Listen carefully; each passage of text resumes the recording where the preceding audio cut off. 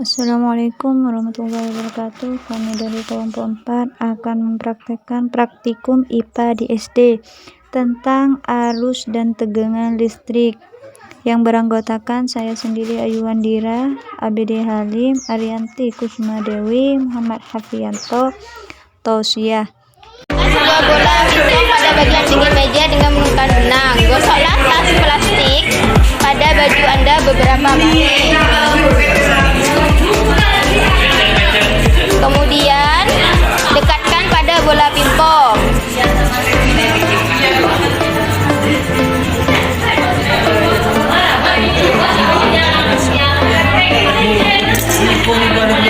Gosoklah sisir pada rambut Anda beberapa kali. Gosoklah bola kiri dan kanan dengan kain wol.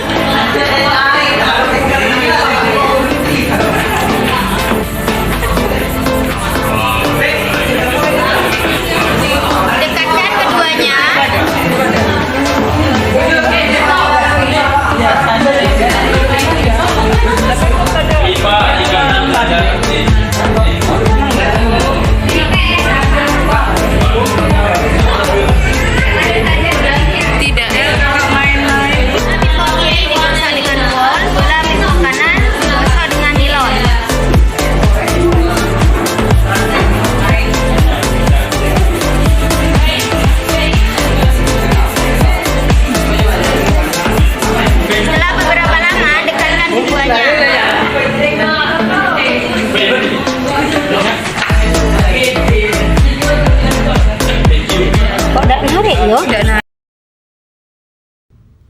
Ya, jadi hari ini kita akan melakukan kegiatan praktikum 1 mengenai gaya pada modul 4.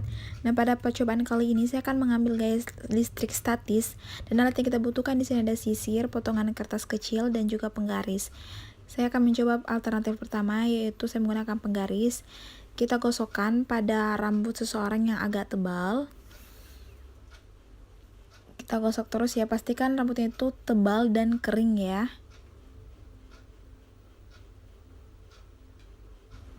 Setelah sedikit lama kita gosokkan pada rambut, selanjutnya kita dekatkan mistar tadi dengan potongan kertas dan lihat, amati reaksi apa yang terjadi antara mistar dan potongan kertasnya. Dan kita lihat di sini sedang berlangsung gaya listrik statis yang membuat kertas itu menempel pada mistar. Selanjutnya kita akan menggunakan alat alternatif lainnya, yaitu sisir. Kita lakukan hal yang sama pada mistar tadi. Kita gosokkan sisir ini juga ke rambut yang agak tebal dan kering. Kita gosok sama seperti tadi, kita gosok terus menerus sampai kira-kira kurang lebih 1 menit ya.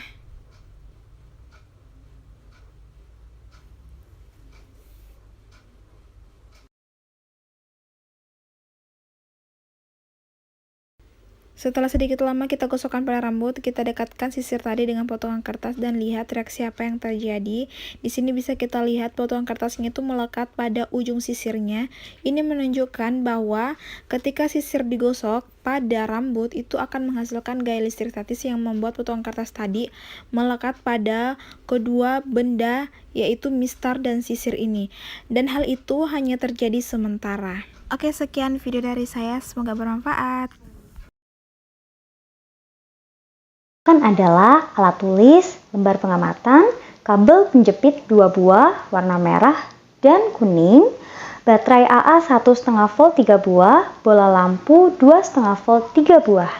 Kemudian kawat besi, sendok perak, kawat tembaga, kertas, plastik, karet penghapus, grafit atau mata pensil, kayu, air keran, dan air garam sebagai bahan yang akan diuji. Bahan pertama yang akan kita uji adalah kawat besi. Kawat besi kemudian kita capit dengan capit buaya. Setelah itu kita lihat dan kita amati, ternyata kawat besi dapat menyalakan lampu, artinya adalah bersifat konduktor. Yang kedua adalah kawat tembaga. Ternyata kawat tembaga juga dapat menyalakan lampu dan bersifat konduktor.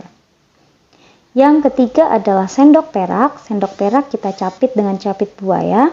Ternyata sendok perak juga dapat menyalakan lampu dan bersifat konduktor. Yang keempat adalah kayu. Saat kayu diuji dan dicapit dengan capit buaya, ternyata tidak mampu menyalakan lampu. Artinya adalah kayu bersifat isolator atau tidak dapat menghantarkan listrik. Yang kelima adalah karet penghapus.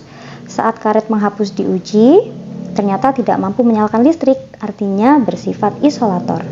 Yang keenam adalah grafit atau mata pensil. Grafit atau mata pensil dicapit dengan capit buaya ternyata mampu menyalakan lampu sehingga bersifat konduktor atau menghantarkan listrik. Yang ketujuh adalah kertas. Kertas dicapit dengan capit buaya ternyata kertas tidak mampu menyalakan lampu, artinya bersifat isolator. Yang kedelapan adalah tas plastik. Tas plastik pun sama seperti kertas, ternyata bersifat isolator atau tidak dapat menghantarkan listrik. Begitupun air keran. Air keran ternyata saat diuji tidak dapat menyalakan lampu, artinya bersifat isolator. Dan yang terakhir yang akan kita uji adalah air garam. Saat air garam diuji, ternyata air garam mampu menyalakan lampu, artinya bersifat konduktor. Selanjutnya adalah percobaan tegangan listrik. Alat dan bahan yang dibutuhkan adalah 3 buah baterai AA, kemudian 2 buah capit buaya berwarna merah dan kuning, dan lampu bolam 2,5 volt. Pada percobaan pertama, di mana kedua buah kabel diletakkan pada kutub positif saja, artinya adalah tidak ada tegangan listrik, sehingga pada rangkaian tersebut lampu tidak akan menyala. Pada rangkaian kedua, saat kutub positif dan kutub negatif disambungkan, ternyata lampu dapat menyala dengan redup karena sumber tegangan yang dihasilkan oleh baterai AA yang hanya memiliki kapasitas 1,5 volt, sedangkan lampu yang digunakan memiliki tegangan 2,5 volt. Hal ini berarti daya baterai kurang cukup untuk menyalakan lampu dengan kondisi yang terang.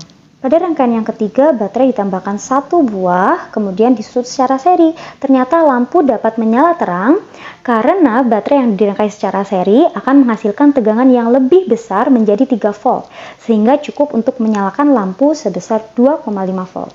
Pada rangkaian yang ketiga ditambahkan lagi 1 baterai. Ternyata lampu menyala sangat terang karena 3 buah baterai yang dirangkai secara seri akan menghasilkan tegangan yang lebih besar menjadi 4,5 volt. Sehingga melebihi kapasitas yang dibutuhkan lampu agar menyala terang. Berikut adalah hasil pengamatan percobaan 1 dan percobaan yang kedua. Kesimpulannya adalah benda-benda yang dapat menghantarkan listrik disebut dengan konduktor listrik, sedangkan benda yang tidak dapat menghantarkan listrik disebut dengan isolator listrik. Berdasarkan hasil pengamatan, kawat besi, kawat tembaga, sendok perak, grafit, dan air garam merupakan konduktor listrik. Kayu, karet penghapus, kertas, tas plastik, dan air keran merupakan isolator listrik. Selain itu, pada percobaan tegangan listrik, baterai yang dirangkai seri akan menambah tegangan menjadi lebih besar.